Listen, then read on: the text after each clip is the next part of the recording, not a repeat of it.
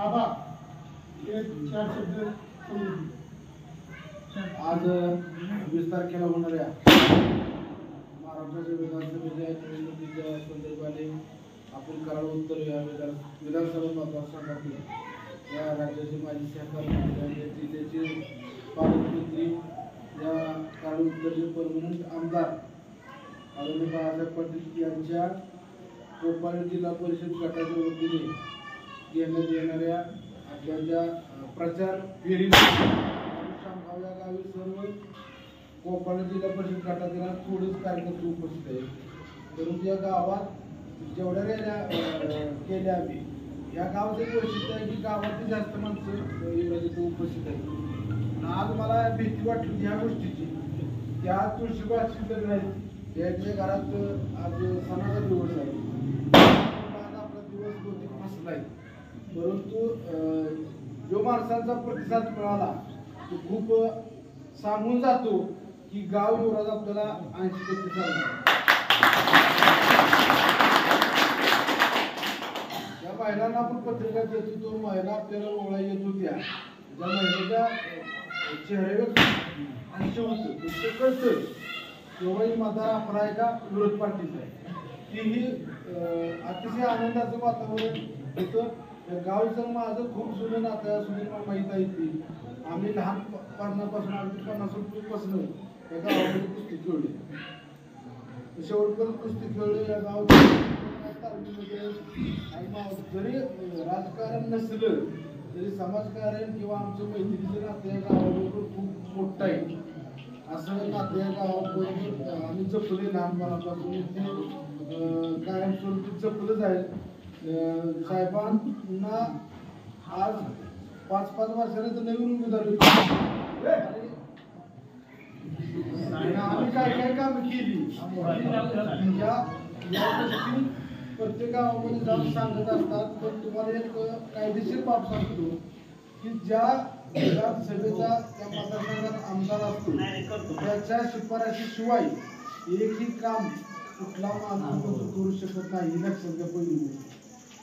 कोण जरी सांगत असतो तर मी जर बोललो उद्या मी 5 कोटी रुपये शामगावला टाकलो मी नाही टाकू शकतो कारण मला काय तो अधिकारच दिलेला नाही किंवा या स्थानिक आमदाराला तो अधिकार दिलेला आहे.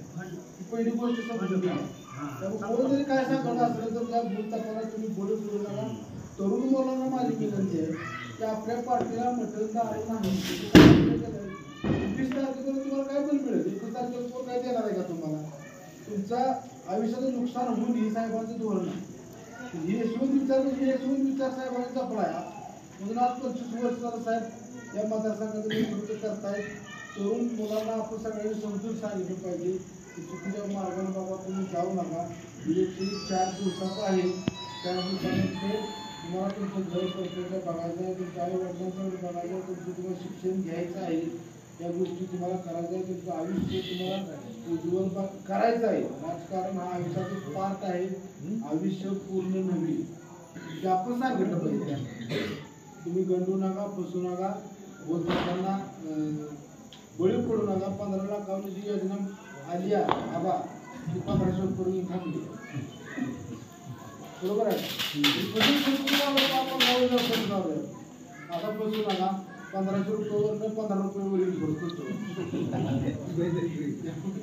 गॅस वाढला वाटलं 8 लाखाची म्हणजे आयुष्याची पूर्ण असते आणि खिशात रुपया राहिला नाही. बायकांचं सोनं सुद्धा मिळत राहिले. तुम्ही वाईट अवस्था जर मी केल्या शेतकऱ्यांच्या आत्महत्या सांगत नाही. ज्या गोष्टी सांगितल्या आशावादी माणूस असतो पण अशा ह्या पूर्ण भ्रम निराश झालाय. भाजप सरकारने व्यवसाय करणाऱ्याच्या मागे शेतकऱ्याच्या मागे नाही. आज हरियाणात जर बघितलं असलं तर शेतकऱ्यांचं चुरगुड वाढलं. 1 वर्ष तिथं शेतकरी बर्फात चुकलो बर्फात म्हणजे बर्फ पडतो या दिवसात आत्ता इतक्या प्रकारच्या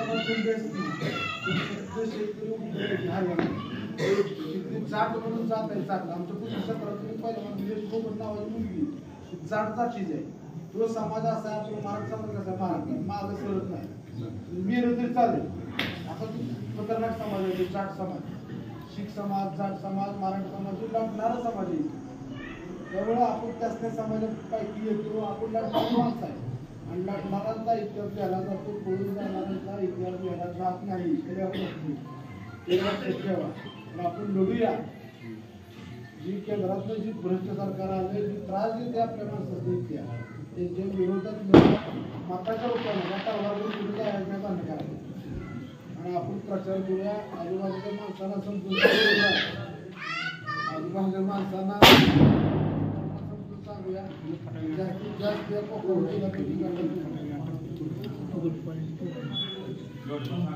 कोकण जिल्हा परिषद गटातून मतदान झालं पाहिजे. महाविकास आघाडीने तरुणांना एक शब्द दिलाय की बेरोजगार तरुणांना 4,000 रुपये महिन्याला मिळणार आहे. कुटुंब रक्षण म्हणून प्रत्येक कुटुंबाला 25 लाखाचा आरोग्य विमा मोफत आहे. महालक्ष्मी योजना आता 1,500 रुपये 3,000 रुपये शासन देणार आहे महाविकास आघाडीचे. आणि मुलींना मोफत प्रवास आहे. कृषी समृद्धी योजना शेतकऱ्यांना 3 लाखापर्यंत कर्जमाफी मिळणार. नियमित कर्जफेडीसाठी 50,000 रुपये प्रोत्साहन मिळणार. म्हणजे सोसायटीचे ज्या नियमित कर्ज फेडतात शेतकरी त्यांना 50,000 रुपये वर्षाला खात्यावर शासन देणार आहे महाविकास आघाडीचे. समानतेची हमी जाती न्याय जनगणना आरक्षणाची 50% मर्यादा हटवण्यासाठी प्रयत्न करणार महाविकास आघाडी सरकार. या योजना आहेत ही पवार साहेब आपल्या महाविकास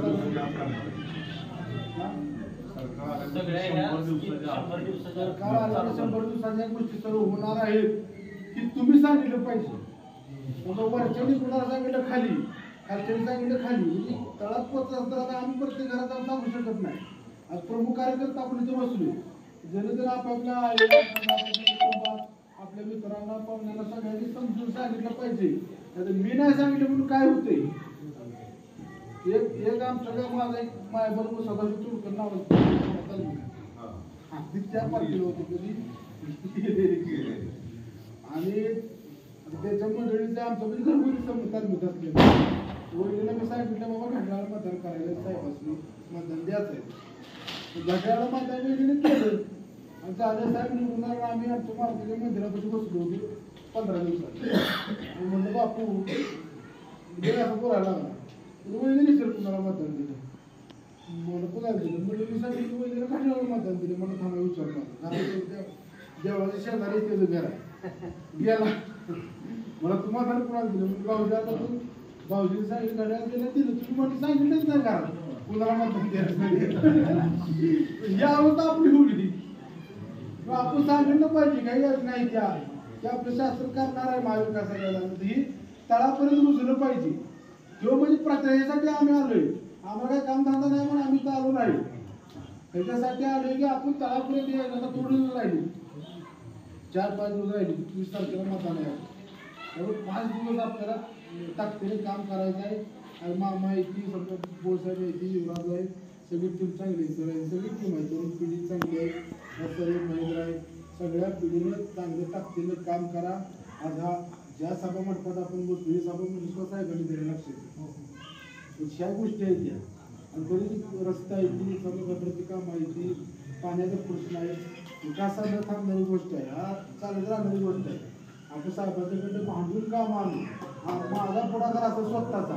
त्यामुळे तुम्ही तुमची जिम्मेदारी आहे की जास्तीत जास्त मतदान काढून येणाऱ्या महाविकास सरकारमध्ये आरोग्य बाळासाहेब पाटील यांना मंत्रिपद मिळणार आहे. लक्षात घ्या. सिनियर आमचा 60 टर्म आहे. त्यामुळे या साहेब मंत्री झाल्यानंतर आपल्याला पुष्कळ निधी मिळणार आहे. आपण भांडून निधी आणू याच्यासाठी आपण जास्तीत जास्त मताधिकारी साहेबांना निवडून देऊया. एवढीच्या निमित्तानं सर्व आपल्या कोपड जिल्हा परिषद गटातील लोकांना व या स्थानिक कोपडे शामगाव गावातील लोकांना तरुणांना विनंती करतो. आम्हाला बोलवलं आमचा मान सन्मान केला मामा याबद्दल मी सगळ्यांचं मनापासून आभार मानतो. थांबतो. धन्यवाद. सभा पडेल का नाही शामगावच्या काय